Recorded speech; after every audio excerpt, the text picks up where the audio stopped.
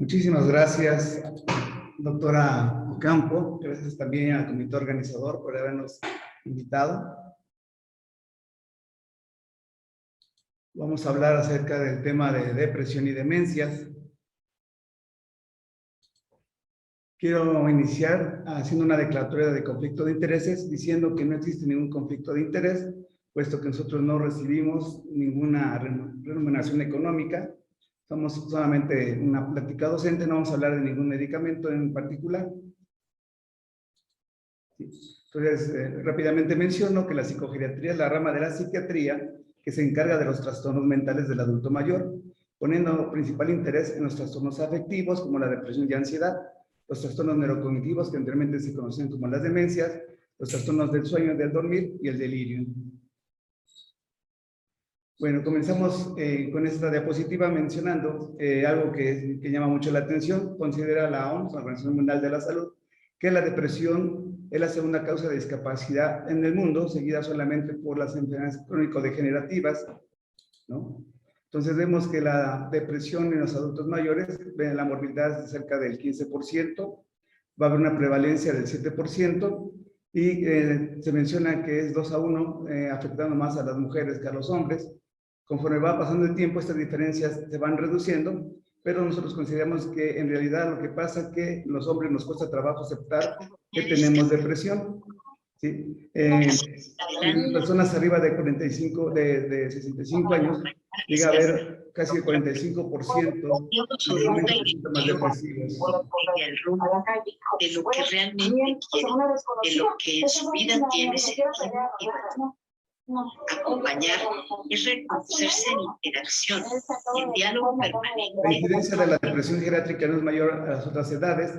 Sus episodios se combinan con ansiedad y síntomas somáticos más que en otra etapa de la vida. Llega a estar en un 12% en pacientes en una institución, por ejemplo en un asilo, el 50% cuando tienen alguna enfermedad, o sea, la mitad de ellos van a tener depresión. Eso es muy importante consignar, ¿no? Que la mayoría de las veces no llegan a ser diagnosticados y por lo tanto no van a recibir un tratamiento psiquiátrico adecuado. Entre los factores que van a contribuir para tener una depresión en los adultos mayores encontramos principalmente los factores sociales, los factores psicológicos, los factores biológicos, los factores genéticos y el uso de medicamentos. Entre los factores sociales, obviamente encontramos que esta es una etapa de la vida donde hay contactos sociales reducidos. Actualmente lo vemos con evidencia, ¿no? Cerca de estar recluidos cuando comenzó la pandemia, ¿no? El grupo de edad de adulto mayor fue el más afectado, ya que no se les visitaba, ¿no? Va a haber soledad, pérdida de seres queridos. También sabemos que es una etapa donde abundan los duelos, ¿no? Las pérdidas, la pobreza, estar en una institución, un bajo nivel cultural y dificultades en las actividades de la vida diaria. Entonces, aquí en esta foto vemos que lamentablemente es el presente de muchos de nuestros adultos mayores, los cuales pues no tuvieron una oportunidad de ingresar a una escuela, no tienen un trabajo fijo y pues tienen que solicitar un apoyo en la vida pública, ¿no? Entre los factores psicológicos que contribuyen, encontramos que principalmente están el tipo de personalidad anancástica, que son personas sumamente preocupadas y obsesivas, los narcisistas, ¿no? Esas personas que en realidad les costó trabajo hacer vínculos durante la juventud, pues no lo harán en esta etapa de la vida, contar con una baja autoestima y las carencias de la capacidad en lograr intimidad. Entre los factores biológicos más frecuentes ya sabemos el papel de los neurotransmisores. Los más estudiados sabemos que son la serotonina, la noradrenalina y la dopamina.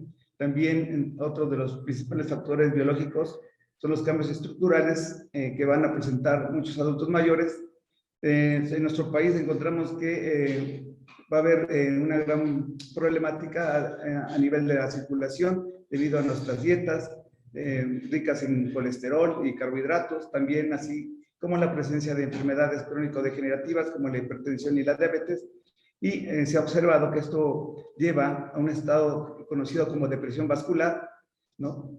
Las enfermedades físicas neurodegenerativas también, como les decía, pues van a contribuir. Bueno, esa diapositiva es muy interesante, vean ustedes, ¿no? Lo que estamos comentando, ya conocido por la mayoría, ¿no? Acerca de cómo el papel de los neurotransmisores va a intervenir, ¿no? En los trastornos emocionales Y esta diapositiva me gusta porque de alguna manera nos ayuda, ¿no?, a decidir qué tipo de antidepresiva vamos a elegir. Vean ustedes, ¿no? Cuando vemos pacientes que tienen mayor ansiedad e irritabilidad, disminución del impulso, bueno, vamos a usar antidepresivos que tengan que ver con la inhibición de serotonina, ¿no? O si falta motivación y empuje, unos que tengan que ver con dopamina, y así, le digo, nos van a ayudar a elegir un antidepresivo. Entre los factores genéticos, ya se ha mencionado principalmente el cromosoma X. Muchos dicen que eso de ahí se debe que sea más frecuente en mujeres. El 6 y el 10 también tienen un papel importante. Otros estudios mencionan también el cromosoma 3, aunque se considera que esto va a disminuir con la edad. Ya los factores genéticos no van a tener tanta relevancia. Esta lista habla de algunos medicamentos que contribuyen a la presencia de depresión. Ven ustedes, pues la verdad son medicamentos muy utilizados por nosotros, ¿no? Por eso es muy importante cuando nosotros hacemos una historia clínica en un adulto mayor, siempre preguntar cuáles son los medicamentos que están tomando. Recordemos que esa etapa de la vida, a las personas les gusta mucho automedicarse, ¿no? Entonces, algo que he visto es que si el médico no se los prescribe, no lo consideran un medicamento. Entonces, si va y lo compra en la farmacia, ellos no lo reportan como medicamento utilizado. Entonces, ven ustedes, la lista es inmensa, ¿no?, que puede contribuir a la presencia de una depresión. Bueno, entonces, muy bien, sabemos que entonces el diagnóstico con frecuencia no es bien diagnosticado, ya que muchos síntomas que van a presentar los pacientes son considerados como parte del envejecimiento normal. No nada más la depresión, sino la mayoría de los problemas del adulto mayor la van a presentar en cuadros atípicos, ¿no? Se van a confundir muchas veces con enfermedades físicas o problemas cerebrales, ¿no?, que van a dificultar el diagnóstico, y que los adultos mayores van a buscar una explicación somática a sus molestias, y entonces cuando nosotros hacemos el diagnóstico de depresión, no nos creen o se molestan, y surge de ahí un peregrinar, van a buscar otros médicos, porque no se quedan con la explicación de una depresión. Ese es el cuadro clínico de la depresión geriátrica. Ven ustedes, el estado de ánimo, vamos a encontrar al paciente triste, decaído, con presencia de melancolía, presencia de ansiedad, va a haber tensión, estrés, culpa, ira, irritabilidad. En el estado psicomotor vamos a ver que puede haber desde agitación hasta un retardo, ¿no? Va a haber inhibición, también va a haber bradilalia. Los trastornos del sueño también son muy importantes. Va a haber insomnio inicial, medio y terminal. Va a haber cambios vegetativos como alteraciones del apetito con aumento o disminución del peso corporal. Y esto, cuando hay una disminución del peso corporal, sabemos que va a haber un estado de fragilidad por la sarcopenia, que también contribuye a otros problemas del adulto mayor. En las distorsiones cognitivas, que es la alteración de la psicología del adulto mayor, con depresión, encontraremos anedonia, pesimismo, desesperanza, inutilidad, desamparo. Va a haber alteraciones sociales, ya que ellos van a tener abandono de sus actividades. Va a haber una disminución de la libido, van a tener menos intimidad, se vuelven más demandantes y dependientes, ¿no?, con los familiares. Aquí vemos algo también que llama la atención, que cuando se le visita, y como están muy irritables, los corren, y después los vuelven a hablar para que los visiten, y así es un círculo vicioso. Va a haber mayor alteración de somatizaciones. Ven ustedes, fatiga, letargo, disminución de energía, cefalea, dolor inespecífico, náusea, vómito y estreñimiento. Entonces, esto es lo que les decíamos que llegan a confundir, ¿no? ¿Cuántos adultos mayores no presentan estos síntomas, ¿no? Entonces, si le decimos que probablemente se deba a depresión, el paciente va a abandonar el consultorio y va a decir que no sabemos medicina, ¿no?, y va a ir a buscar otro médico. Entonces, yo he visto que nos llegan a consulta pacientes demandando, ¿no?, atención, y que debido a este cuadro clínico no han recibido desde vitaminas, antiparasitarios, ¿no?, obviamente sin cambios en su sintomatología. Si la depresión avanza, vean ustedes, vamos a encontrar la presencia de ideación suicida con ideas de muerte, fantasías, rumiación y los intentos suicidas, más estos se caracterizan en los adultos mayores por ser de alta fatalidad, ¿no? Ellos sí, los intentos son bastante letales, ¿sí? Y vamos a encontrar en una entrevista paciente cabizbajo, con un descuido personal y muchas veces mutista. Esta es la escala de Yesavage, ¿no? Es para que vean ustedes, ¿no?, una vez se aplica, es muy importante también documentar con una escala, ¿no?, la presencia de la depresión geriátrica. Hay de versión larga y versión corta. Es bastante útil. Yo les recomiendo que la utilicen, ¿no? Es muy específica. Y vean ustedes estos rasgos diferenciales de la depresión. Vamos a encontrar que los episodios son más prolongados y resistentes. Va a haber mayor ansiedad y agitación que inhibición. Va a haber mayor irritabilidad, mayor pérdida de apetito, mayor presencia de síntomas somáticos, ¿no? Aquí vemos que esto es la depresión grave, ¿no? Y entonces vamos a encontrar muchas veces, sobre todo las ideas nihilistas. Va a haber más frecuente somatización y hipocondriasis, mayor riesgo de suicidio, más presencia de variaciones diurnas, el insomnio va a ser más intenso y va a haber una alteración en los procesos cognitivos. Esa es, digamos, de las principales diferencias con la depresión del adulto joven. Bueno, factores que complican el diagnóstico. Dice confusión con otros trastornos psiquiátricos o médicos. Uno de los que principalmente se observa, ¿no?, es la confusión con las etapas iniciales de la demencia o el deterioro cognitivo leve. Los trastornos físicos, como puede ser un hipotiroidismo, los medicamentos bajo receta, abuso de sustancias narcóticas, el estigma social. Esto quiere decir que las personas no aceptan, ¿no?, y obviamente para no entrar en controversia, pues no se diagnostica. Error o prejuicio por parte del médico. Resulta que a veces cuando hablamos con médicos no psiquiatras y les explicamos los síntomas del adulto mayor, ¿no?, empiezan a diagnosticar y casi todo para ellos ya es depresión. Entonces, así como no se diagnostica, a veces llega a abusarse del diagnóstico, ¿no? Diferencias propias de la edad en el cuadro sintomático. El diagnóstico diferencial debemos hacerlo con el envejecimiento normal, trastornos mentales orgánicos, trastornos de ansiedad, como les decíamos hace rato, las demencias al inicio o los deterioros cognitivos leves. ¿Sí? Este término fue retirado, se le conocía como pseudodemencia, pero se queda en el olvido, ya que decir pseudodemencia implicaba que la persona manipulaba los síntomas. Entonces, ya no se utiliza, por favor. Y los duelos, ¿verdad? Entonces, el duelo en realidad es un periodo ante una pérdida, ¿no?, y que no necesariamente podemos decir que es una depresión. Bueno, ¿qué pasa si no se atiende a una persona con depresión? Ven ustedes, ¿no? Esto va a avanzar y puede culminar en un suicidio. Va a haber también una mayor presencia de adicciones. Hace rato comentábamos con la doctora Ocampo que lo que hemos visto en esta etapa de la vida es el abuso y uso indiscriminado de benzodiazepinas, ¿no? También el riesgo quirúrgico. Algo que me comentaban los cirujanos acerca de que observaban que los pacientes con depresión, ¿no?, se complicaban, ¿no?, y podían terminar en las terapias intensivas y que eran los que más acudían a consultas, los trastornos del sueño. Ya el doctor Villegas a continuación nos dará más explicación sobre el tema. También las cardiopatías, muchos adultos que morían de infarto tenían como antecedente tener una depresión. Va a haber alteraciones inmunológicas y alteraciones neuroendocrinas. Bueno, entonces, entre las alteraciones neuroendocrinas más importantes vemos nosotros que hay una hiperactividad del cortisol. Entonces ya se sabe que esto va a provocar una menor actividad de la serotonina y norepinefrina, va a haber una alteración en la liberación de factores neurotróficos y el área donde va a afectar principalmente va a ser el hipocampo. Entonces de ahí la importancia nosotros que queremos hacer con este tipo de pláticas es la concientización, ¿no?, acerca de que es muy importante diagnosticar y sobre todo evaluar bien a nuestros pacientes, ya que muchas veces la depresión es un factor importante para el desarrollo de una demencia.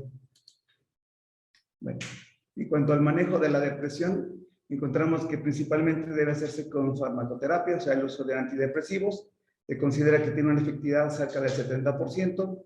Debemos tener factores muy importantes a considerar, ¿no?, desde si ha habido respuesta previa, el uso la presencia de efectos secundarios anticipados. Por ejemplo, si hay antidepresivos que generan sueño y nuestro paciente tiene problema de dormir, entonces podemos utilizar un medicamento y así nos ahorramos el uso de un hipnótico. Enfermedades concomitantes, por ejemplo, tuvimos hace poco un paciente, ¿no?, con un problema de mielitis. Entonces él tenía un problema en cuanto a las excretas, Entonces, al utilizar un tricíclico, este efecto, ¿no?, le ayudó, porque él tenía mucho miedo de salir, ya que tenía accidentes en cuanto a sus evacuaciones y estretas. Con potencial interacciones farmacológicas también es muy importante considerar, historia familiar de respuesta, decisión conjunta con el paciente y el costo. Esto también es muy importante, aunque parezca algo frívolo, pero sí se debe considerar con el paciente, porque tenemos que garantizar que se cumpla el tratamiento. Entonces, si mandamos un tratamiento que no va a poder seguir porque no tiene recurso económico, también vamos a contribuir a que sea un problema para él. Los medicamentos más utilizados en la depresión geriátrica son los inhibidores selectivos de la recaptura de serotonina, ¿sí? Nosotros consideramos que son bastante pues, potentes, ¿no? Tienen sus indicaciones, ven ustedes, en depresión, trastornos obsesivos, en fobias, aumentan el impulso vital.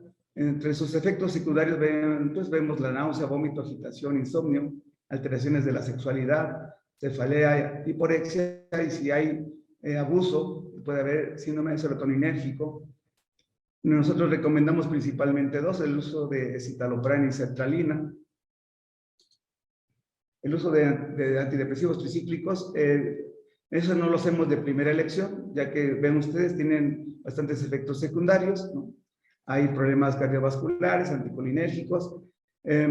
Por eso no se utiliza por este efecto anticolinérgico. Sabemos que la memoria, ¿sí?, está ligada a la acetilcolina, entonces por eso procuramos no utilizar los de antidepresivos tricíclicos. Va a haber sedación, aumento de peso, meclonías, múltiples interacciones. Entonces los de primera elección seguimos recomendando los inhibidores selectivos, ¿no? Bueno, también en algún momento se usaban los inhibidores de la monoaminoxidasa. Estos ya prácticamente están en el olvido. Esos, por favor, sé que tal vez en algunas instituciones, por carencias, ¿no?, porque no les queda de otra, lo siguen utilizando, pero por favor no se utilicen en este tipo de población. Dan muchos efectos secundarios y muchas veces graves. Bueno, también recordar algo, ¿verdad? Que como decíamos hace rato, que la farmacoterapia solo puede ser efectiva en un 70%, o sea que el 30% de los pacientes no van a responder en forma convencional. Entonces se recomienda pues llegar a dosis recomendadas, no tóxicas, y si no, podemos hacer combinaciones, por ejemplo, con litio o con estabilizadores como la lamotrigina, y si no así el paciente no responde, bueno, también se puede hacer la aplicación de terapia electroconvulsiva. Y sí, en el hospital no es, digamos, la de primera elección, pero también se sigue utilizando en adultos mayores. Y combinar siempre, ¿verdad?, con una psicoterapia. Nosotros tenemos ahí en el hospital un área de psicología, ¿no?, la cual la terapia individual y terapia grupal.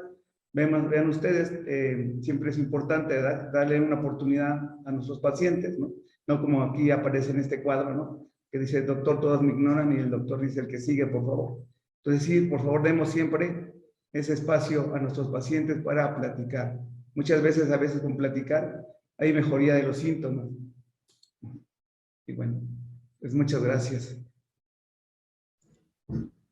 Muchas gracias, doctor Shimazaki.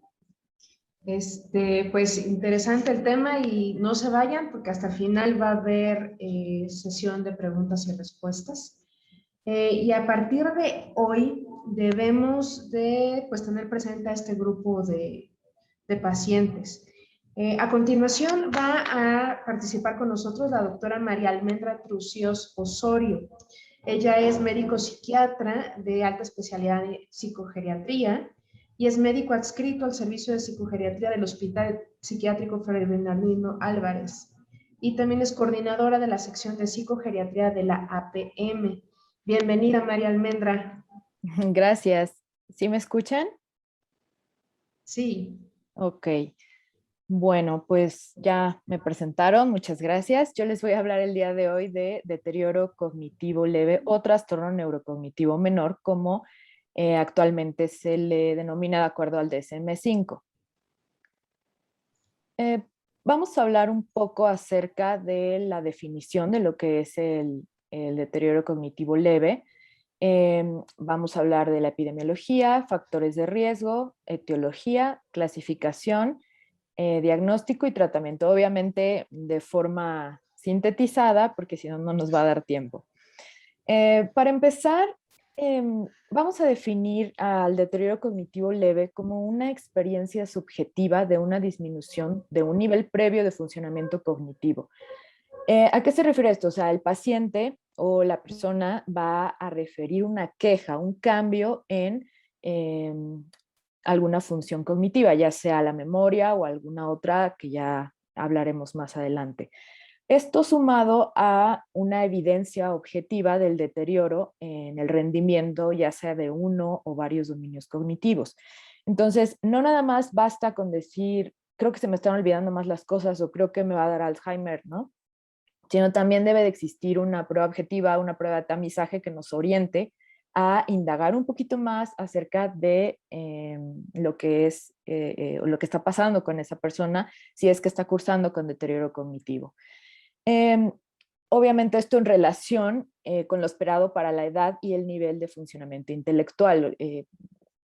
Depende mucho, ¿no? La reserva cognitiva con la que nosotros contemos para poder nosotros establecer que está deteriorado o no, ¿no? A lo mejor simplemente la escolaridad es menor, la cuestión también cultural es diferente. Entonces, todas estas variables debemos de tenerlo en cuenta a la hora de nosotros definir o más bien establecer el diagnóstico, ¿no? De deterioro cognitivo leve.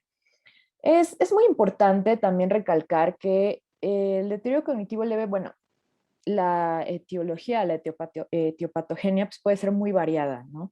Existen diversos factores, es muy heterogéneo. Entonces, también el diagnóstico, pues, va a ser heterogéneo, el pronóstico y el tratamiento, ¿no? Estamos como en un terreno en medio, ¿no? De lo que va del envejecimiento normal a lo que ya se podría considerar un trastorno neurocognitivo mayor. Ahora, es muy importante establecer que no va a interferir con las actividades básicas de la vida diaria, ¿no? O sea, ya una vez que empieza a existir una afección en estas actividades, entonces ya hablamos de algo más. Es importante que se recalque que no todos los que cursan con un deterioro cognitivo van a cursar con algún trastorno neurodegenerativo. A la hora que nosotros comunicamos, ¿no? Es que usted tal vez tenga deterioro cognitivo o un trastorno neurocognitivo menor. Debemos estar bien seguros de lo que estamos comunicando al paciente, a su familiar, porque siempre va a existir el temor de que van a desarrollar algún tipo de demencia o trastorno neurocognitivo mayor, ¿no? Entonces, a veces nosotros mismos vamos a llevar al paciente a un estado de ansiedad, ¿no? Incluso si se cumple con el tiempo, pues una depresión, porque cree que va a desarrollar esto. Y no, o sea, no necesariamente. El paciente puede cursar con deterioro cognitivo leve y así quedarse, ¿no? Incluso puede cursar con deterioro cognitivo leve, realizar o tratar, ¿no? Las causas específicas que están llevándonos a tenerlo y remitir, ¿no? O regresar, ¿no? Al envejecimiento normal. Ya les iré ahorita explicando. Entonces, esta imagen me gusta mucho porque habla como de fases, ¿no? Así como, no, pues el envejecimiento normal y de ahí el deterioro cognitivo y de ahí a la demencia. No, o sea, más bien nos ubica en el lugar entre, ¿no? El envejecimiento normal y lo que es ya un trastorno neurocognitivo mayor. No significa que pues va a evolucionar de alguna manera forzosamente, ¿no? A este trastorno, ¿de acuerdo? Ahora, envejecimiento normal. Muchas veces nosotros creemos que el hecho de que se te olvidan las cosas, ¿no? O que ya pierdes cosas y demás, no, pues ya pues es porque está grande. O sea, sabemos bien que hay una disminución, por ejemplo, en la filtración a nivel renal, que hay una disminución en el metabolismo hepático, también a nivel cognitivo, o sea, hay una disminución en la velocidad quizá de procesamiento, más que ya se disminuyan o se pierdan estas funciones cognitivas. O sea, ¿a qué voy? Una persona mayor puede aprender cosas nuevas, puede realizar cosas que a lo mejor previamente realizaba, pero a una velocidad quizá un poco más lenta, ¿no? Esto, ¿no? Que, ay, ya te lo expliqué 3 veces, ¿no? Y se desesperan. en realidad pues no es que no pueda o no entienda, sino que necesita un poco más de tiempo, ¿no? Y no es en todas las personas, claro está. Entonces, vamos a ubicar al deterioro cognitivo leve o trastorno neurocognitivo menor como en medio, ¿no? Pero no como parte de una evolución, no un proceso, sino más bien como en el sitio en donde podría ir ubicado, ¿no? Ahora, hablando de epidemiología, existen diversos artículos, la mayoría son similares, son estudios que muchas veces se utilizan, más bien han realizado a 5 años, existen metaanálisis en donde se ha observado la prevalencia, por ejemplo, en este caso, en 11 estudios, del 6% en mayores de 60 años, del 6.7% de 65 a 69 años y ya del 25% de 80 a 84 años. O sea, ¿de qué nos habla? La edad, pues sí es un factor de riesgo, ¿no? Del 5 al 15%, si vemos esto es un rango amplio, van a progresar a un trastorno neurocognitivo mayor cada año. Ojo, no, o sea, no está especificado a qué trastorno neurocognitivo mayor, sin embargo, el más común pues es el tipo Alzheimer, ¿de acuerdo? Sin embargo, veamos, o sea, del 30 al 50% se va a encontrar una reversión, o sea, al estado basal, al envejecimiento o el proceso, ¿no?, de envejecimiento normal. Entonces, en realidad, la mayoría de causas del trastorno neurocognitivo menor, pues pueden ser reversibles, ¿no? Y algo muy importante, se puede prevenir. Factores de riesgo, el ser hombre, hablaban de la depresión que es más común en mujeres, bueno, aquí es más común en hombres, ¿no? Tenían que ellos también tener un punto. Tener la presencia del alelo ApoE4 también. Si nosotros tenemos el alelo ApoE4 o sea, se detecta, no significa que ya nos va a dar Alzheimer. O sea, ojo, aumenta el riesgo, ¿no? La probabilidad, pero no es determinante. Que existe historia familiar tanto de deterioro cognitivo leve como de algún trastorno neurocognitivo mayor. Cursar con diabetes mellitus tipo 2. Nosotros contamos con receptores de insulina, no nada más, o sea, más bien en muchos tejidos a nivel cerebral, ¿no? Por ejemplo, se ha observado en el hipotálamo, en los centros de la homeostasis, también encontramos en la corteza cerebral, en el hipocampo, en diversas áreas, ¿no? Por ejemplo, donde se lleva a cabo la memoria declarativa. Entonces, todos estos sitios pues están expuestos, ¿no?, a los cambios en los niveles también de glucosa, ¿no? Entonces, cuando hay una resistencia a la insulina, pues también se va a ver afectada las funciones cognitivas. Y los de riesgo cardiovascular, ¿no? Hipertensión, aterosclerosis, obesidad, entre otros.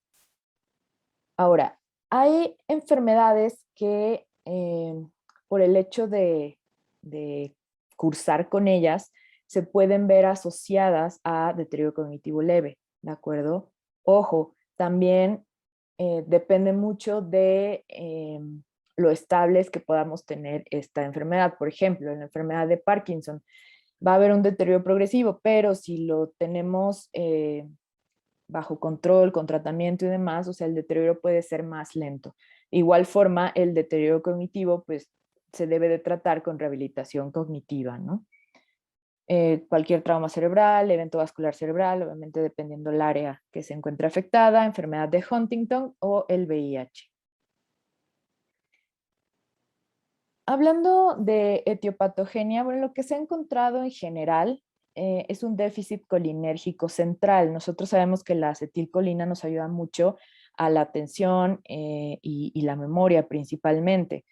Va a haber una degeneración neuronal del núcleo basal y una hiperactivación hipocampal. Esto, bueno, para compensar, ¿no?, las fallas en la memoria. Existen diversos factores que nos pueden llevar a tener deterioro cognitivo leve. Uno de ellos puede ser la polifarmacia, no puede ser, está asociado, o sea, hay estudios en donde ya está la evidencia estadísticamente significativa, en donde el tener 5 medicamentos o más del tipo que sean está asociado a un mayor riesgo de deterioro cognitivo leve.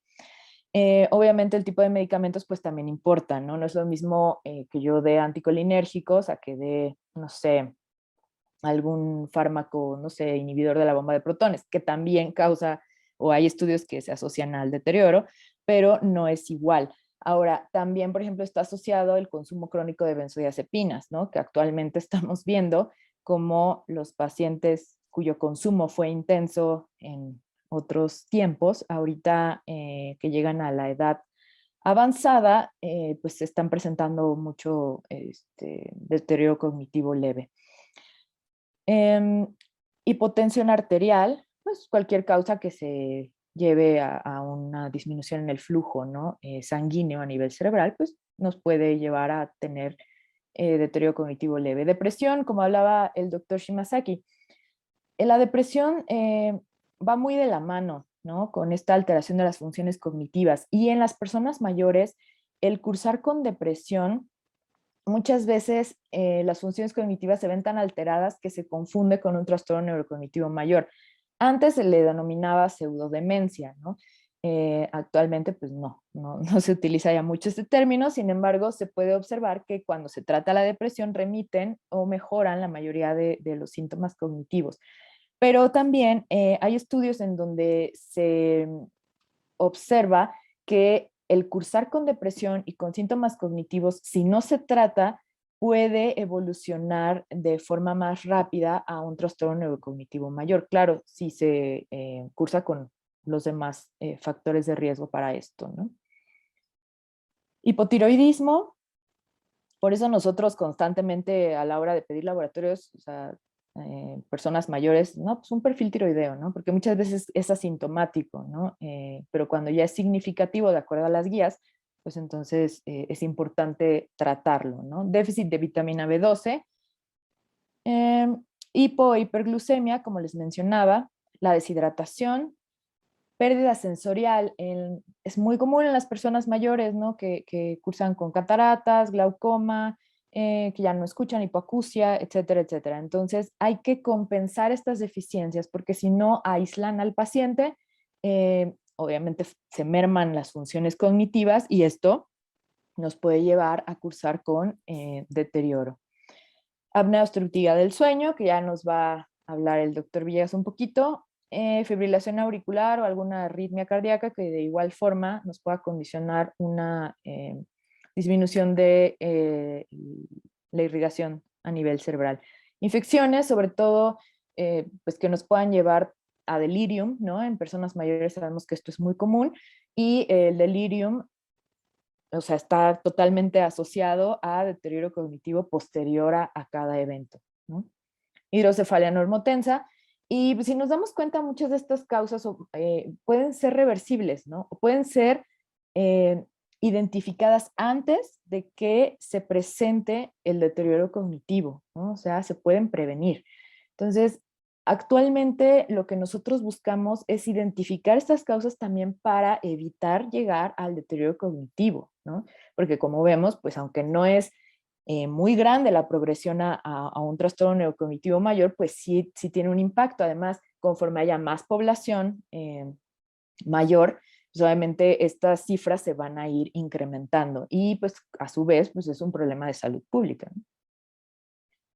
Clasificación. Esta tabla, más bien esta imagen me gustó mucho porque nos habla acerca de las diversos pues sí, las diversos estadios en donde se ubica de acuerdo al DSM-5. Antes, pues se utilizaba el término deterioro cognitivo leve, todavía se llega a utilizar, pero el manual lo cambió a trastorno neurocognitivo menor y trastorno neurocognitivo mayor. El neurocognitivo mayor lo divide en leve, moderado y severo.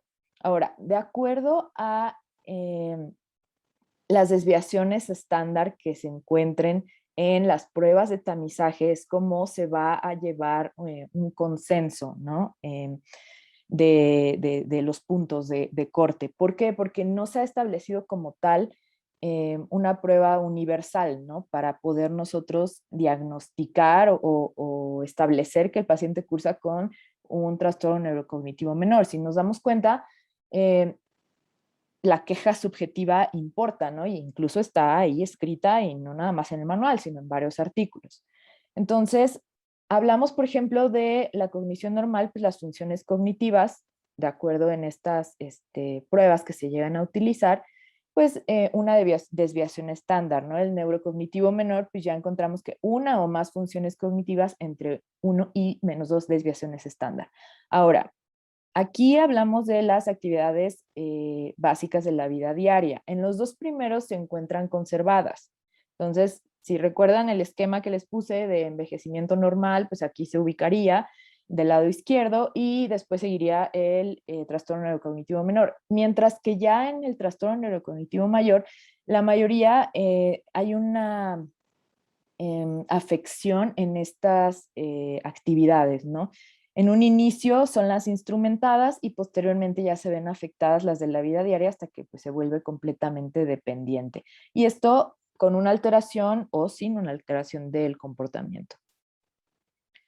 Aquí les puse algunas de las actividades básicas de la vida diaria, ¿no? Pues, a veces las confundimos con las otras, ¿no? Estas son las que hacemos a veces sin pensar, ¿no? Así que me doy un baño, vestirse, alimentarse, control de los esfínteres, la movilidad, llevar como a cabo la higiene básica, etcétera. Y ya las instrumentadas pues son las que requieren un poquito más de funciones cognitivas para llevarse a cabo. Ahora, nosotros sabemos que existen diversos dominios cognitivos o funciones cognitivas. El DSM-5 establece 6 para poder llevar a cabo este tipo de clasificaciones, ¿no? La primera es la atención compleja, funciones ejecutivas, aprendizaje y memoria, lenguaje, función visoespacial y cognición social. Es importante que tengan en cuenta estas 6 funciones porque de esto va a depender el diagnóstico, ¿no? O sea, que puede ser de tipo amnésico o de tipo no amnésico. Ambas pueden ser de dominio único o multidominio. Como dice bien el nombre, el de tipo amnésico, la queja principal o el origen del deterioro va a ser de la memoria, ¿de acuerdo? Multidominio, pues obviamente la queja principal es de la memoria más otras afecciones de otras funciones, de otros dominios cognitivos, sin que llegue a ser como disfuncional, ¿no? El no amnésico, de igual forma, o sea, en lugar de quejas en la memoria, van a presentar alteraciones en otras funciones, pero también puede ser de una sola o de varios dominios, ¿no? Cognitivos. Antes solamente se restringía como a, pues es amnésico o no es, ¿no? Actualmente pues se ha observado que pues, no, muchas veces se quejan principalmente de la memoria, pero pues también tienen afecciones en otro tipo de dominios cognitivos, aunque no sean los más importantes o los más relevantes en la queja del paciente, existen, ¿no? Ahora, ¿cuál es la importancia de esta clasificación? Bueno, que el tipo amnésico es el que más se ha visto que evoluciona a un trastorno neurocognitivo mayor tipo Alzheimer.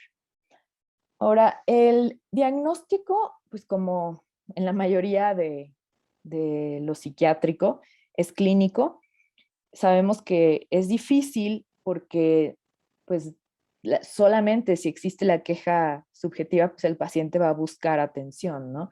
Muchas veces también el paciente, más bien por temor, ¿no? Dice, ay, no, yo creo que me vaya a dar Alzheimer o yo qué sé, ¿no? Y buscan apoyo y pues el paciente no cursa con nada, ¿no? Entonces, por eso hay como un desequilibrio ahí en la búsqueda, ¿no? de pacientes que tengan deterioro cognitivo. Ahora, ¿cómo podemos nosotros hacer para encontrarlos? Con pruebas de tamizajes, por eso que se deben de realizar. Suena como extremista de forma masiva, pero por ejemplo, viene el paciente a consulta y acompañado de un paciente arriba de 65 o 60 años, pues le podemos aplicar, ¿no? Una prueba o interrogar, ¿no? Pues, a ver si cuenta con alguna queja, ¿no? De memoria o que se le olvida o demás, pues acuda para que se le pueda aplicar un sencillo test, ¿no? Y no porque estas pruebas nos den el diagnóstico, pero nos pueden orientar para buscar, ¿no? Más información y poder identificar a tiempo todas estas causas de las que les hablé. Y bueno, modificarlas, ¿no? Como les decía, identificar la causa subyacente. No es lo mismo decir, ah, pues tengo cifras de tensión arterial elevadas, a decir, no sé, déficit de vitamina B12 o tengo obesidad o tengo diabetes, ¿no? O sea, se busca como identificar la causa y tratarla, ¿vale? Pruebas de tamizaje, pues las que más conocemos nosotros es el MOCA, cuyo punto de corte es 26, ¿no? O sea, abajo de 26 ya hablamos de que existe ahí una alteración. Minimental, ese sí es como más específico, ¿no? No específico, más detallado para poder establecer los diversos diagnósticos probables. Por ejemplo, 29-24, pues un déficit leve, menos de 24, deterioro cognitivo, pero nos puede clasificar leve, moderado y grave. Obviamente debemos de tener en cuenta la escolaridad y todas las variables de las que ya les hablé, porque si no, pues también nos puede arrojar un resultado erróneo.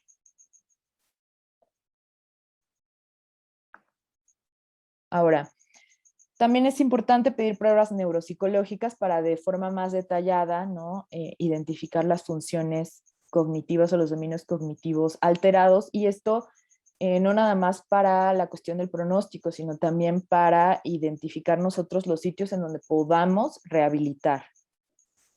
Resonancia magnética de cerebro, tomografía computada de cerebro, pues esto pues para descartar alguna otra causa. PET scan o SPECT. Existen estos 3 puntos en donde ya se solicitan estos estudios, ¿no? Cuando el deterioro cognitivo leve es persistente o progresivo, cuando ya existe la sospecha clara de una posible enfermedad de Alzheimer, o cuando la edad de inicio de esto es atípica, ¿no? Factores de riesgo que nos puedan hablar de una progresión a trastorno neurocognitivo mayor, que sea de tipo amnésico, multidominio, ¿no?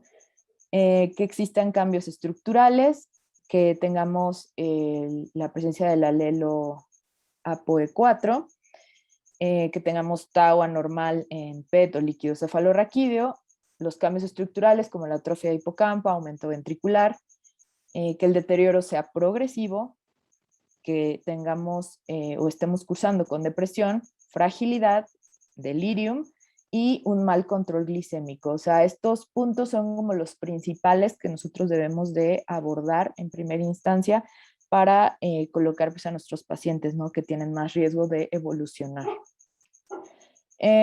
Tratamiento pues va enfocado básicamente al desarrollo cognitivo y mejorar la calidad de vida, ¿no? Y obviamente evitar la progresión a un trastorno neurocognitivo mayor. Entonces, el tratamiento pues es farmacológico o no farmacológico. Igual, podemos hablar mucho de tratamiento, pero pues por motivos de tiempo no lo vamos a hacer. En este artículo, por ejemplo, mencionaban el donepezilo, se muestra, bueno, no hay nada aprobado por la FDA, cabe destacar, pero en estos estudios el donepezilo se muestra con resultados inconsistentes, ¿no? Para la cuestión del deterioro cognitivo leve. La ribastigmina se ha observado que aumenta la activación a nivel cerebral y el levetiracetam disminuye la actividad en el hipocampo, pero estos son en ensayos clínicos, o sea, no significa que ya tengo un paciente con deterioro cognitivo, le voy a dar levetiracetam, ¿no? Pues obviamente si tiene diabetes, primero controlo la diabetes y después ya me voy a el tratamiento farmacológico. Y no farmacológico va enfocado directamente a la rehabilitación neurocognitiva. Obviamente hay varios tipos de rehabilitación cognitiva. Para eso también las pruebas neuropsicológicas, el soporte familiar y del entorno y pues todo este diagnóstico que se llevaría no nada más clínico, ¿no? Sino también social, para poder nosotros saber de qué forma incidir mejor y de esta forma apoyar, ¿no?, a nuestro paciente, siempre buscando pues la mejoría en la calidad de vida. Y eso es todo. Gracias. Pues muchas gracias, doctora María Almendra. Un gusto que haya participado con nosotros en este tema. Y a continuación le doy paso al doctor Francisco Villegas. Es médico psiquiatra egresado de la UNAM y tiene su posgrado de alta especialidad en psicogeriatría por parte del Hospital Psiquiátrico Fray Bernardino Álvarez. Le doy la bienvenida, doctor Francisco, y nos va a hablar él de los trastornos del sueño en el paciente geriátrico. Adelante, doctor. Bueno, yo les voy a hablar acerca de las alteraciones del sueño y cómo se relacionan estas con alteraciones cognitivas. Es un tema amplio, entonces vamos a abordar puntos muy específicos. Antes que nada, bueno, no hay conflicto de interés en esta plática y el objetivo, como es muy amplio, es este tema, es solo dar un panorama general de los cambios que hay en el sueño y cómo estos se relacionan con deterioro en las funciones cognitivas. Esto, sobre todo para que nosotros podamos detectarlo a través de estos dos síntomas que les voy a presentar y así poder disminuir la progresión de los pacientes que los presenten hacia un deterioro cognitivo. Los puntos que vamos a tratar entonces son estos tres. Primero, la estructura normal del sueño y los cambios que tienen en relación con la edad. Y después dos síntomas clave, o sea, la somnolencia como un síntoma pivote y otro, bueno, aquí viene ya como un trastorno como tal, pero el síntoma es sueño-humor sin atonía. Y bueno, el trastorno puntual del humor se caracteriza principalmente por eso. Entonces presento estos dos síntomas como unas herramientas que tenemos que tratar de detectar en nuestra práctica diaria. Entonces, el sueño normal, esta es la distribución, o sea, la arquitectura normal la podemos dividir en lo que es sueño no REM y sueño REM. La gran cantidad de sueño que tenemos es el perteneciente al sueño no REM. El 50% de este es lo que es la fase N2. Antes era N1, N2, N3, N4, ahora solo las mantenemos como N1, N2 y N3. En el sueño REM, bueno, vamos a tener en el porcentaje del sueño, del tiempo total de sueño, que va a equivaler a entre el 20 y el 25%, y este no va a tener cambios con la edad. Realmente los ciclos de sueño REM van a ser constantes, vamos a tener entre 4 y 6 por noche. El primero de esos ciclos va a ser a los 90 minutos de iniciar el sueño, y posteriormente vamos a tener ciclos con cada vez más cortos. Tiene características el sueño humor. Entonces, una de las características principales pues, es que tiene un patrón circadiano. En teoría no es normal que nosotros tengamos sueños o ensoñaciones durante las siestas. Bueno, tampoco es normal después de los 8 años tener siestas. Pero si se realizan, es todavía un hallazgo patológico el que tengan ensoñaciones. Otra característica pues, es la que le da el nombre, que es que se presentan movimientos oculares rápidos y las ensoñaciones que ya dije, pero la que nos va aquí a generar pues como un foco es el tono muscular. Lo normal es no tener tono muscular durante esa fase de sueño. El perderlo es lo que nos alerta, ¿no? Vamos a ver qué causan, cuáles son las causas de pérdida de tono muscular y cómo detectarlas. En cuanto a los cambios, bueno, aquí yo muestro del lado izquierdo un hipnograma, en donde en la parte inferior está el hipnograma perteneciente a un adulto joven, en donde vemos en las horas del estudio, este es como una polisomnografía ya reflejada en un hipnograma, en donde vemos que tiene 5 ciclos de sueño REM. En contraposición, en la parte superior vemos el hipnograma de una persona adulta mayor, en donde lo primero que salta es que tiene mayores alertamientos. Todos estos puntos que no pertenecen al sueño REM, como estos, son alertamientos. Entonces esto se traduce en un sueño fragmentado. Los ciclos de sueño MOR son estos que están en negro, son constantes y son equiparables al hipnograma inferior, o sea, tiene igual 5 ciclos de sueño-MOR. Sin embargo, aquí lo que salta es que el sueño está muy fragmentado. De la parte derecha, en este, vemos una gráfica en donde en el eje de las X vemos intervalos de 2 horas y en el eje de las Y vemos concentraciones plasmáticas de melatonina. Estas están expresadas en picogramos por mililitro. La línea continua con triángulos pertenece al adulto joven y la línea discontinua con cuadrados pertenece a lo que es el adulto mayor.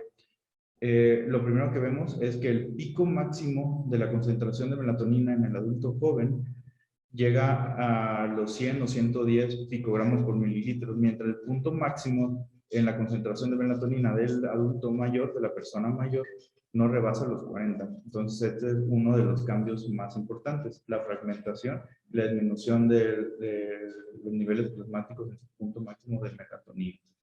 Y entonces ya entrando al primer síntoma pivote, que será la somnolencia, pues bueno, es algo que nosotros de entrada lo pasamos por alto. Incluso el mismo paciente lo pasa por alto. La somnolencia es muy prevalente y, por ejemplo, está en cuanto a prevalencia en el 20% de las personas mayores. Sin embargo, es una situación que, como les comento, o sea, no les damos la importancia necesaria. Muchas de las personas creen que es normal que la persona mayor se duerma, que al momento de hacer una actividad se quede dormido o que esté ya sentado y tenga hasta su sillón para quedarse dormido. Y la realidad es que no. Entonces hay que ver qué está causando esta somnolencia. La somnolencia, por la Academia Americana del Sueño, es la dificultad para mantener la vigilia o una queja de una necesidad excesiva del dormir. Entonces vamos a ver qué causan esto. La somnolencia no es una enfermedad, pero sí es un síntoma pivote de muchas otras enfermedades, tanto trastornos motores, respiratorios, parasomnios, muchas cosas que pueden causar somnolencia, pero hay que detectarlos. Principalmente también se asocia a riesgos. La persona que presenta somnolencia va a tener caídas, accidentes y en este caso deterioro cognitivo, que es hacia donde vamos a ir enfocado. Para ver esta asociación de somnolencia con deterioro cognitivo traigo estos papers. Por ejemplo, este es de Sleep, en donde, bueno, se hizo una muestra con una N de 1,374 pacientes, en donde se les hizo una imagen estructural basal y se les hizo un seguimiento. Todos eran mayores de 50 años y todos cumplían con tener somnolencia. La somnolencia la midieron pues con la escala de Epworth y todos pasaban los 10 puntos. Posteriormente se le hizo otra imagen estructural donde se le midió el tamaño del hipocampo y las personas con somnolencia presentaban disminución del volumen hipocampal. Este otro también es de Sleep, en donde se hizo con una muestra de una N de 124 pacientes, se les hizo un seguimiento a 15 años, donde se les hizo un PET compuesto de Pittsburgh, en donde se vio mayor deposición de beta amiloide en los pacientes que tenían somnolencia. Y esto es con un odds ratio del 1.86. Este otro pues es de JAMA, en donde, bueno, también fue un estudio prospectivo en donde tuvieron una N de 283 pacientes.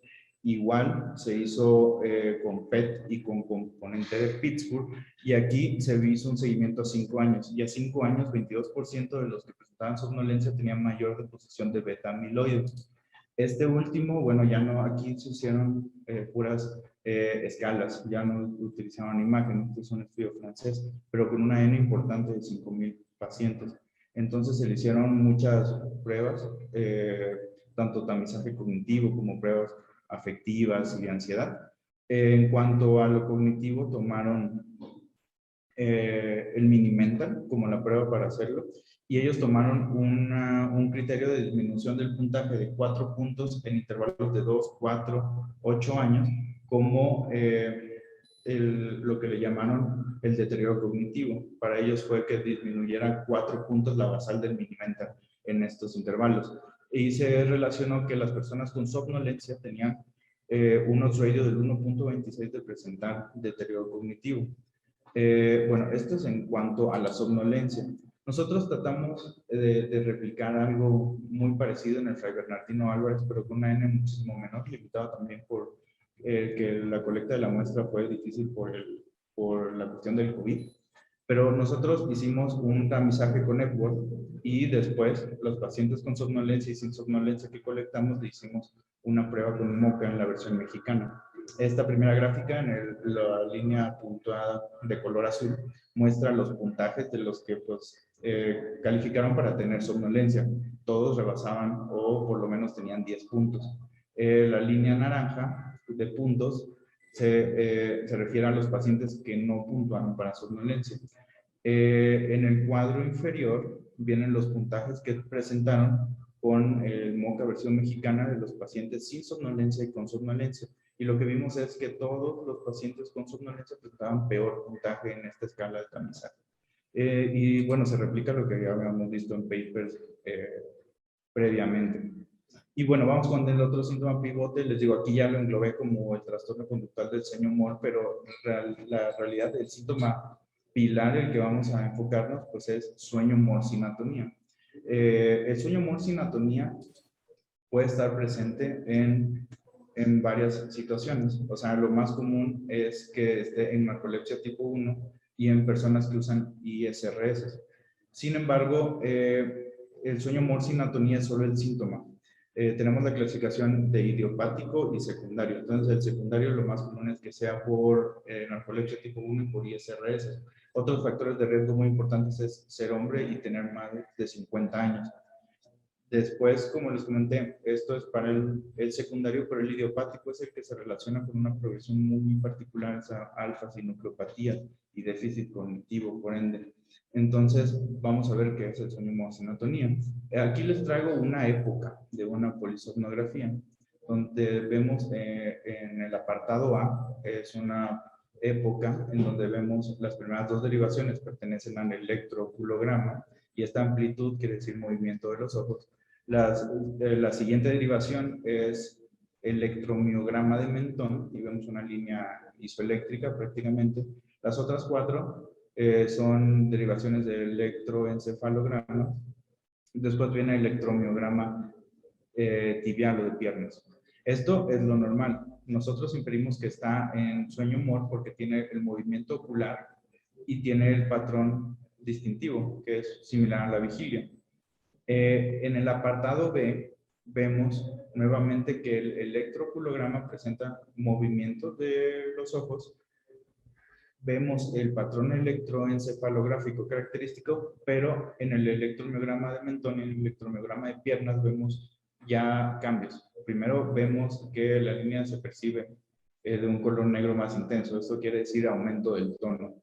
Y las espigas que hacen quiere decir movimiento.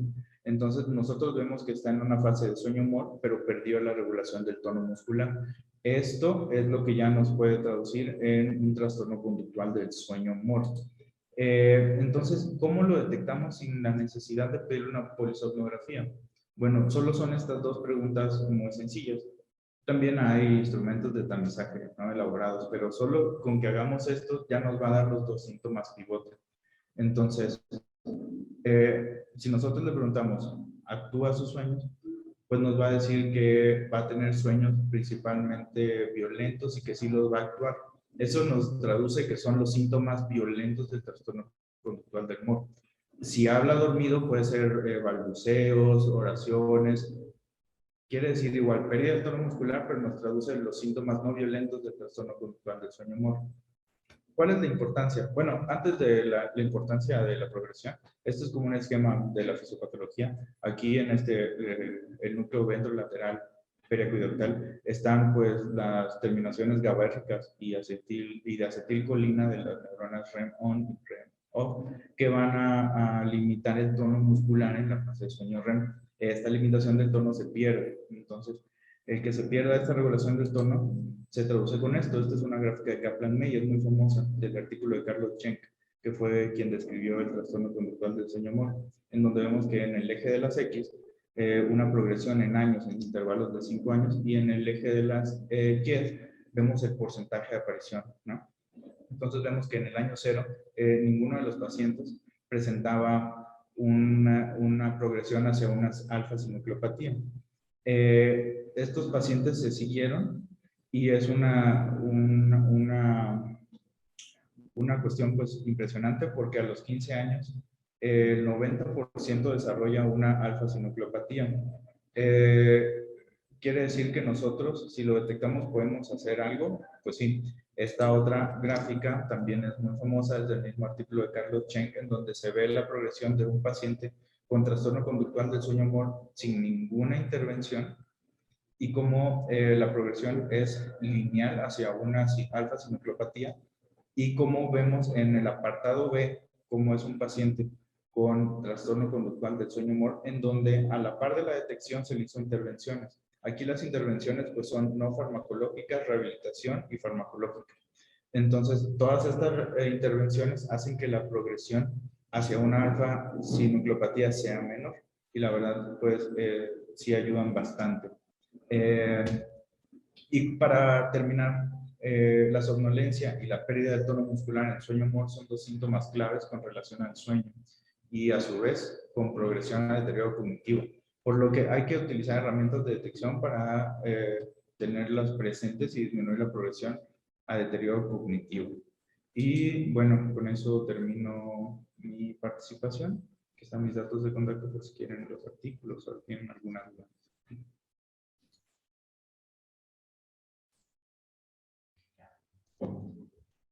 Pues muchas gracias, doctor Francisco Villegas.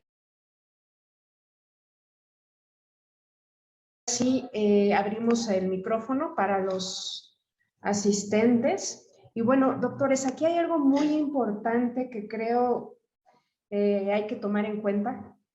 El primer punto, pues obviamente el papel del médico del primer nivel, ¿no? Tanto el psiquiatra como el médico familiar, médico general, que son los médicos de batalla que empiezan con el manejo de los pacientes geriátricos.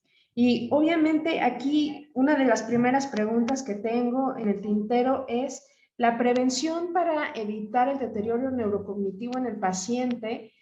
¿A partir de qué edad es que está recomendado que empecemos con esta prevención y qué tipo de actividades son las que tenemos que realizar como parte de este manejo preventivo, doctores? Muchas gracias. Muy buena pregunta. Muchas veces vemos que los familiares de nuestros pacientes, de lo que surge, ¿verdad? Esa inquietud. Oiga, doctor, ¿yo qué puedo hacer para prevenir? ¿Me va a pasar lo mismo que a mi mamá o mi papá? ¿Me voy para allá? Entonces, pues es complicado, ¿verdad? Decir que no, ya que sí hay un patrón hereditario, probablemente alguno de los hijos pudiera tener con el tiempo algún problema demencial. Entonces, esta plática que hicimos era con la intención de observar primero los factores que intervienen, como puede ser una depresión, trastornos del dormir, o el deterioro cognitivo leve, como bien nos explicaba la doctora Almendra. Lo importante es detectar los elementos, los factores de riesgo, ¿no? Entonces, ¿qué se puede hacer para prevenir? Obviamente, corregir nuestros hábitos alimenticios, hacer ejercicio, mantener un peso saludable. También ya contamos con algunos indicadores o marcadores biológicos, genéticos, ¿no? Entonces, ahí, por ejemplo, en el hospital se hizo un trabajo con el IMEGEN, ¿no? Detectando factores genéticos. Entonces, muchos familiares participaron y se pudo determinar que algunos sí tenían, digamos, la carga genética. Afortunadamente, tener la carga genética no quiere decir necesariamente que voy a tener la enfermedad, pero al menos esa persona que se le detectaba, desde en ese momento ya se le podía iniciar todo ese tipo de programas, ¿no? Para prevenir. Entonces, de ahí la importancia. Nosotros sabemos que ya una vez que se instala una demencia, es muy difícil ofrecerle algo al paciente. Por eso nuestra intención siempre es ir hacia la prevención, ¿no? Y la prevención en este momento es detectar esos factores de riesgo. Ok, doctor. Pues sí, y sobre todo por todas las causas que mencionó la doctora María Almendra, ¿no? Como usted menciona, la prevención es una de las primeras herramientas antes de que esperemos el deterioro cognitivo más avanzado. Y también, por ejemplo, ¿cuál ha sido la experiencia de ustedes como equipo en el área de psicogeriatría en relación a COVID y este aceleramiento del deterioro neurocognitivo en los pacientes afectados con esta patología, que a lo mejor ya tenían el riesgo de presentar algún deterioro neurocognitivo y ahorita con esta comorbilidad patológica, pues se ha visto que los casos de deterioro pues se ha visto acelerado. Bueno, en nuestra experiencia es amplia. Y dentro de un punto muy específico de la charla del doctor Shimazaki expresó el término fragilidad. Y la fragilidad es lo que predispone a que un evento estresante se haga un daño reparable. Entonces, lo que vimos es que teníamos muchos pacientes frágiles que no habían detonado deterioro cognitivo. Posterior a este evento estresante, sus funciones bajaron a un nivel que ya requerían o que ya habían perdido la funcionalidad como tal. Entonces ya no se podían recuperar y ya cumplían los criterios para presentar un trastorno neurocognitivo. Entonces nuestra experiencia fue de que pues nadie tenía previsto esto. Entonces nuestros pacientes frágiles fueron los que presentaron una progresión mayor hacia un deterioro cognitivo. Todo esto que menciona el doctor Villegas se está documentando. Vamos a tratar de que se pueda publicar, ¿no?, estos hallazgos, porque creo que es importante compartirlos. Estamos debutando con el COVID y sí, en lo que encontramos fue que empezaban a haber fallas en las funciones ejecutivas, ¿no?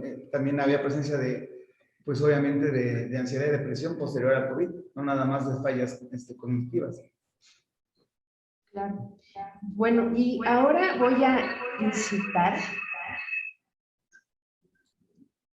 perdón por el eco, voy a incitar a los asistentes a que participen con nosotros. A lo mejor ya hay algunos viejos conocidos por aquí que han estado presentes en sesiones académicas virtuales previas, pero por el Día del Médico, que ya se acerca, que es el 23, el día de hoy vamos a estar dando 3 libros.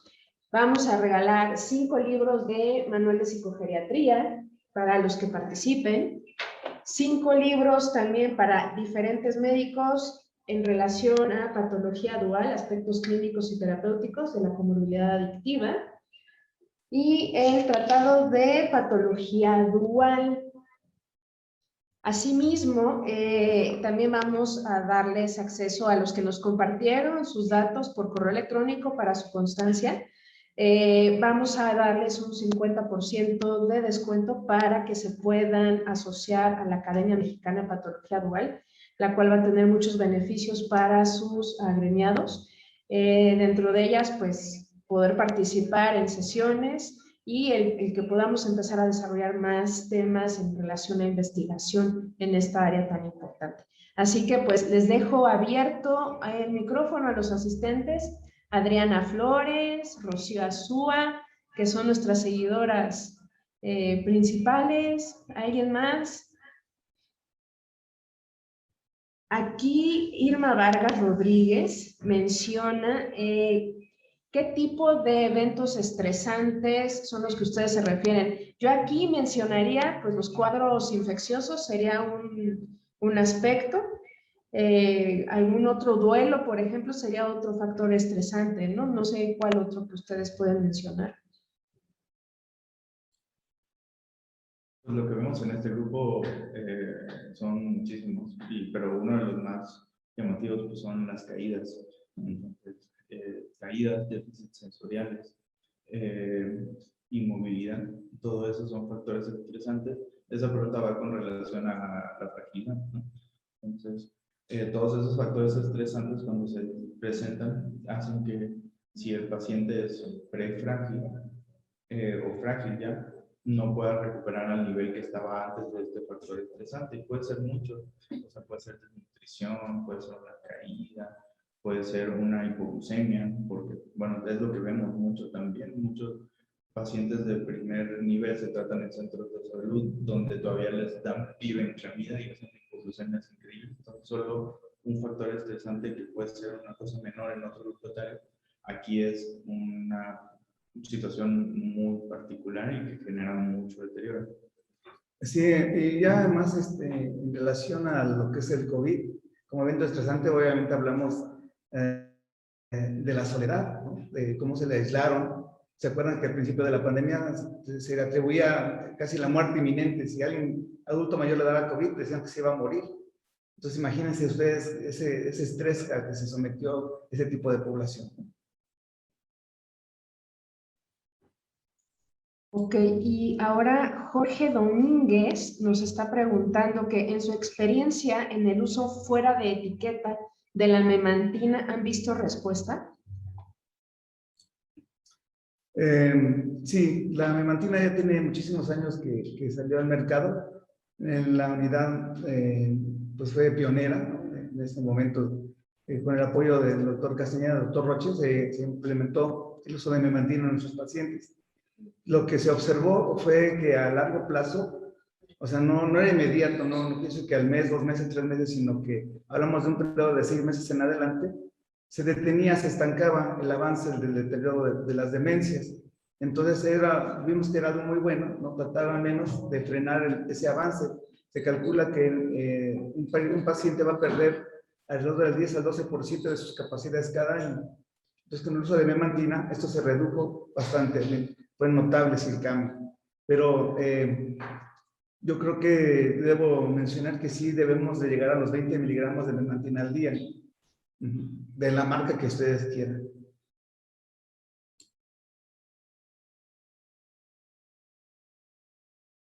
Ok, y ahora Rosario Azúa nos pregunta, bueno, comenta, ¿en qué punto decidirían dentro del trastorno neurocognitivo leve, ya es inminente que pasa a trastorno neurocognitivo grave y que requiera de asistencia legal para toma de decisiones jurídicas?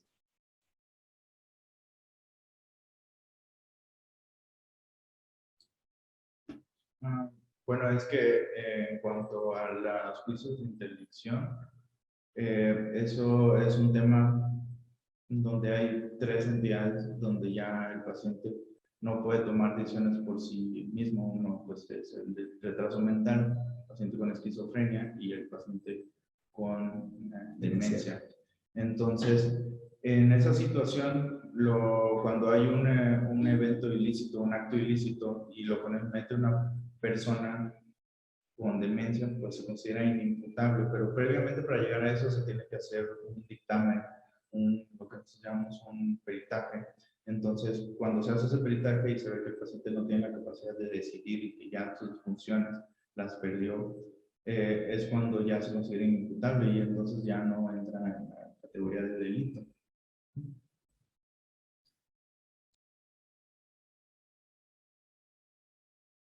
Ahora, el doctor Armenta nos comenta lo siguiente, relacionado con los pacientes con trastorno grave por consumo de alcohol en la etapa senil, ¿hay instrumentos de tamizaje específicos para evaluar la función cognitiva o es la misma?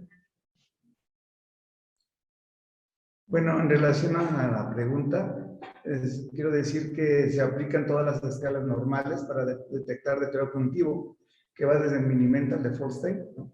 Pasando por Neuropsy de la doctora Ostrowski, que es el que también pedimos ahí en el hospital. Una de las ventajas de Neuropsy es que se puede aplicar en población que no tiene estudios, ¿no? Carentes, que son bastantes que llegan ahí a consulta.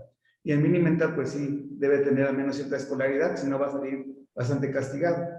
Entonces, se aplica cualquiera, ¿no? Ok, gracias. Ahora, Adriana Flores nos pregunta que cuál ha sido el avance o retroceso que han visto con el apoyo o abandono de la familia en padecimientos en psicogeriatría. Bueno, el papel de la familia nosotros consideramos demasiado importante. ¿Sí? Se le considera como la red familiar. Entonces, un paciente que no cuenta con una red familiar de apoyo, obviamente tiene un pronóstico muy pobre.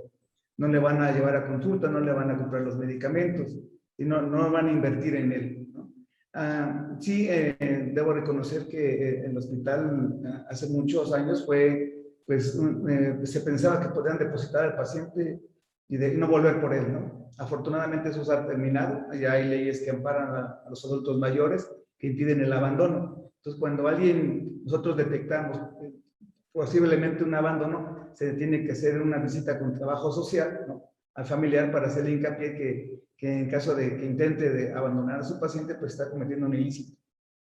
Entonces, sí, la verdad se ha reducido bastante.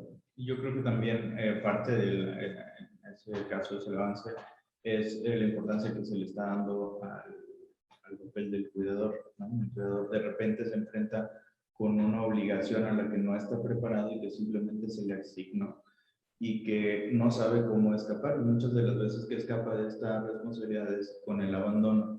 Entonces el enfoque orientado al cuidador es de prevenir el desgaste del cuidador, porque todos vamos a ser cuidadores en algún punto, no solo de adultos mayores. Puedes cuidar a un niño, puedes cuidar a un niño enfermo, ¿no? Puedes cuidar a un paciente oncológico, puedes cuidar a un paciente de una cirugía ortopédica. Entonces todos vamos a partir como cuidadores. El problema es cuando se presenta en el adulto mayor y en el adulto mayor con síntomas neuropsiquiátricos.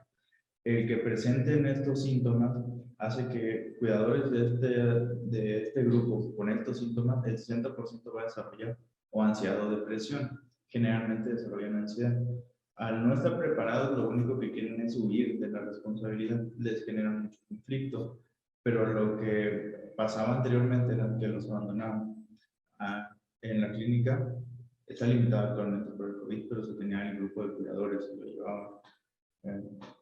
Por el doctor Shimazaki, en donde se hacía este enfoque, ¿no?, en tratar de detectarlo y darle tratamiento al cuidador, porque realmente se iba a desgastar en algún punto, corto o largo plazo, pero se iba a desgastar. Entonces, uno de las formas en que nosotros disminuimos el abandono fue detectando pues el desgaste del cuidador. Y bueno, pues sabemos que el metabolismo del paciente geriátrico per se, pues está deteriorado ya por el envejecimiento propio, ¿no?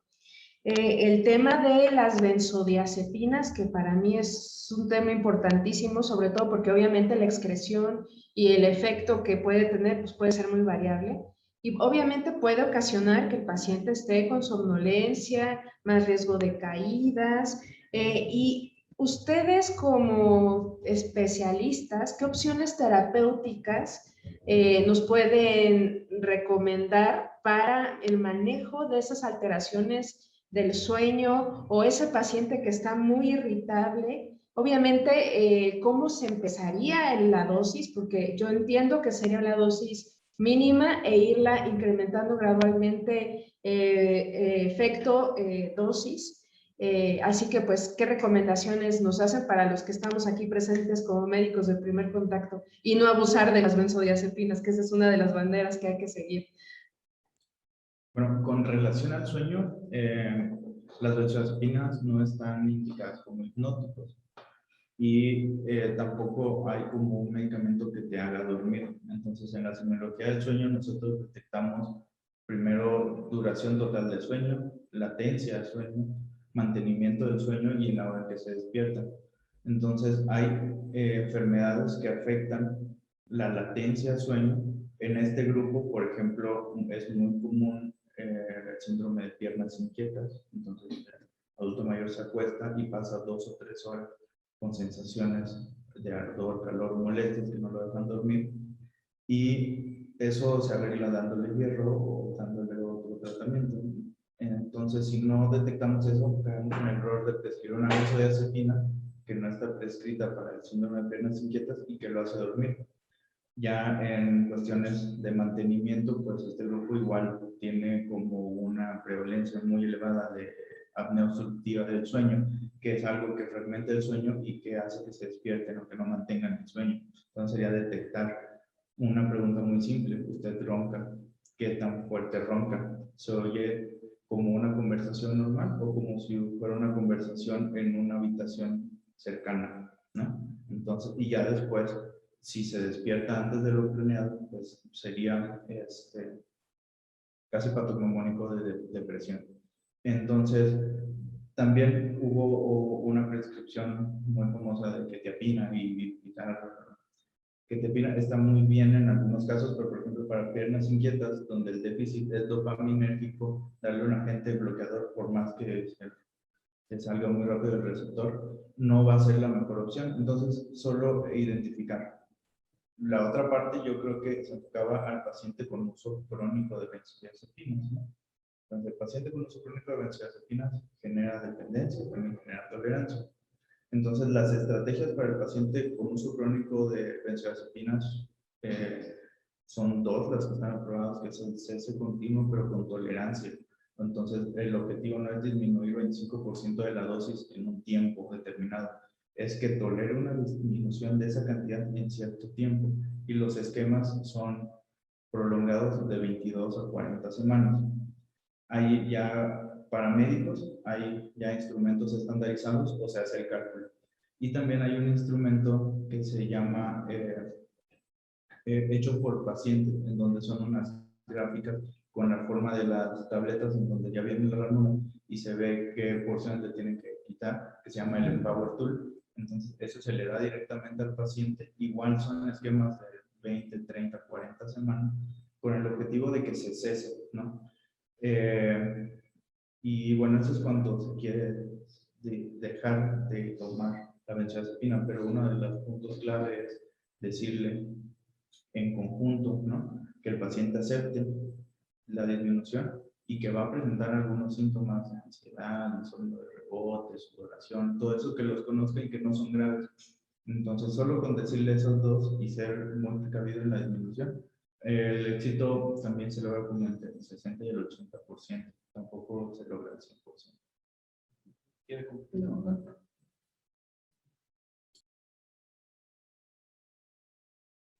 Ahora, hay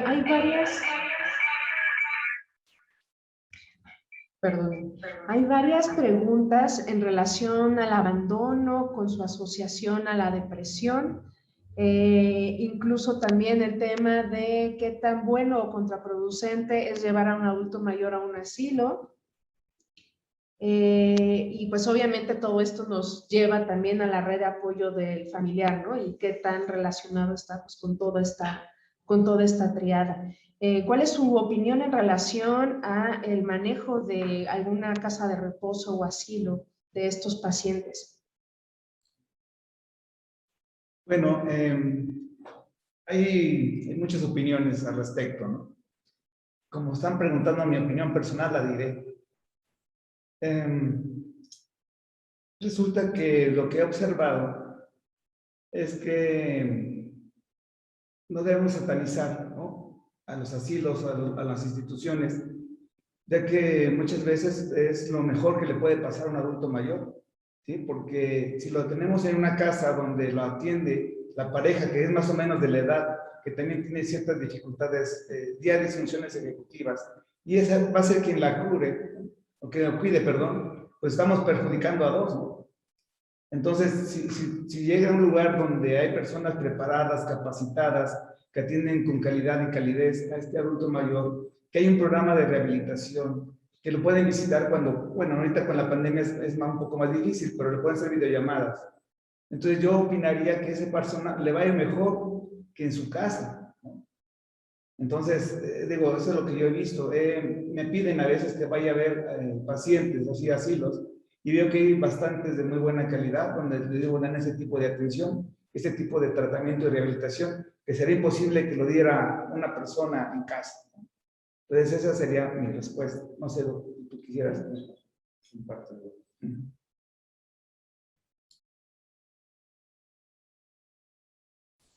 Ahora, Elvia Lucía Lara Hernández nos pregunta si consideran como secuela de COVID el deterioro cognitivo en los pacientes que tuvieron hipoxia o que estuvieron intubados. Bueno, resulta que los pacientes que van con nosotros a la consulta externa, perdón por la redundancia, es por algo, ¿no? O sea, no es porque no tengan nada, sino ya tienen algún deterioro cognitivo, alguna demencia, depresión o problemas psicóticos. Entonces sería muy difícil decir si el COVID les perjudicó, porque por algo iban, ¿no? Yo creo que tendremos que tener una población comparativa, ¿no?, y ver si en realidad el COVID fue el que les produjo un problema psiquiátrico.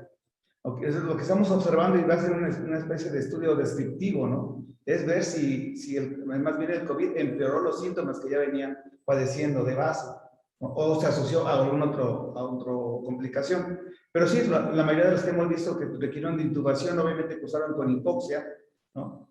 Obviamente pudo haber también cuando hay una complicación, no sé, algún paro respiratorio que complicara la situación, ¿no?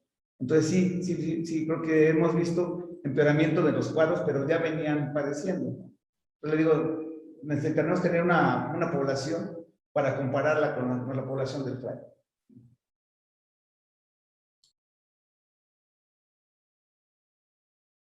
Aquí viene otra pregunta en donde Irma Vargas Rodríguez pregunta que si se está realizando algún estudio diferencial sobre el daño o deterioro neurológico en pacientes post-COVID asociado al temor o aislamiento, o realmente es el virus que causó algún daño.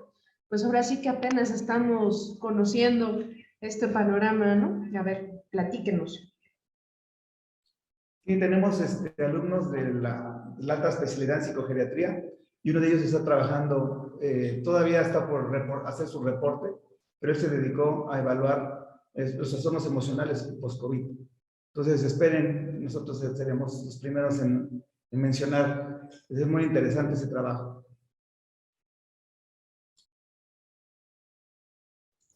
Ok, pues estaremos esperando los reportes de estos dos estudios que ahorita nos platicaron que está realizando su equipo de trabajo, que se me hace que van a ser muy prometedores.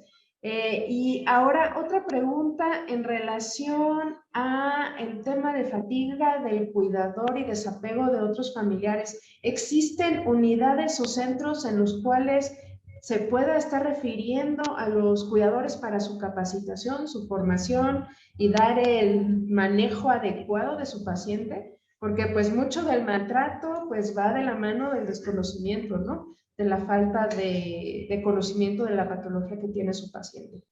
No sé qué nos puedan recomendar. Okay. Bueno, como les había comentado, el cuidador se enfrenta a una responsabilidad para la que no está capacitado, ni emocionalmente, ni con una capacitación formal como tal. Quienes hacen un curso de cuidadores, que ahorita en cuestión de la pandemia se cambió a una modalidad virtual, es el INGER, y lo hace periódicamente, es bimestral, en las páginas de redes sociales del Instituto Nacional de Geriatría. Constantemente están dando esta capacitación. El cupo sí es bien limitado porque sí es casi personalizado, ¿no? El curso, creo que son 20, pero es muy constante, es bimestral que se hace esto, esa institución. Las otras, pues, quedarían como recomendaciones. Entonces, las recomendaciones serían que se rodee de otros cuidadores. Entonces, nosotros hacíamos grupos de cuidadores que también están limitados. Entonces, la otra opción son los grupos de cuidadores de forma virtual. Grupos de Facebook son los que han saltado ahorita con el tema de pandemia, que están llegando a suplir esta necesidad de rodearse de otros cuidadores. Y la otra recomendación es que se tiene que hacer un horario donde por lo menos se tiene que destinar un día a la semana a hacer una actividad que el cuidador debe de hacer, porque el cuidador se enfrenta a muchas cuestiones que le causan culpa, no solo el ser cuidador. Un cuidador antes trabajaba en 2 turnos y después, por cuidar, dejó de trabajar en un turno, pero eso le genera mayores problemas financieros, entonces es un factor estresante. Entonces el tiempo libre que tiene lo hace en invertirlo en un trabajo informal o vender cositas, y deja de lado por su rol como una persona independiente, ¿no? Entonces tiene que destinar por lo menos un día a hacer una actividad que ya haya dejado de hacer, porque pierden su individualidad, ¿no? Entonces eso les genera mucho más riesgo de presentar estos trastornos afectivos que les comenté hace rato. Ahora aquí está el doctor Francisco, también hizo una pregunta, nada más que le agradecería al doctor Francisco que nos pase su nombre completo para poder relacionarlo. y comenta que es necesario diferenciar entre neurocovid y post-COVID. Y también hay otra pregunta asociada al tema de COVID. ¿Qué antidepresivo es el que ustedes sugieren para depresión post-COVID? Adelante. Ok. Claro que sí. Hay que saber diferenciar, ¿verdad? De neurocovid a psychocovid. Digo, nosotros estamos debutando con la pandemia. Abrimos hace poco la consulta externa, estamos recabando información, pero como les decía yo, la población que vemos ya tenía un padecimiento psiquiátrico, ¿sí? Entonces, tenemos que esperar, les prometemos hacer los reportes correspondientes. En cuanto al antidepresivo ideal, no tiene que ver mucho si tuvo COVID o no, sino que, como les decía yo, la elección del antidepresivo se basa en otros parámetros, ¿no?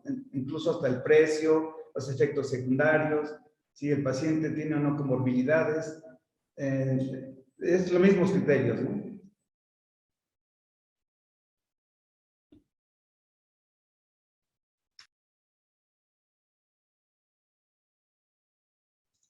Pues bueno, y yo creo que ya el día de hoy ya damos por concluida esta sesión de preguntas y respuestas, porque si no, nos vamos a ir aquí toda la noche. Pues muchos de los asistentes nos mandan felicitar, doctores, por los temas, estuvieron muy interesantes, y pues obviamente los dejamos en el tintero con varias opciones para futuras pláticas. Y pues muchísimas gracias a todos por haber asistido, a los que son médicos.